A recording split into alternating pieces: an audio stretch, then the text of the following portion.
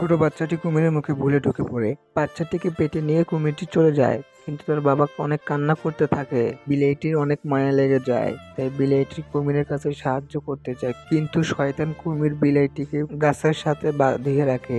বিলাইটি তার চালাকি বুদ্ধি দিয়ে কুমিরটিকে শেষ করে।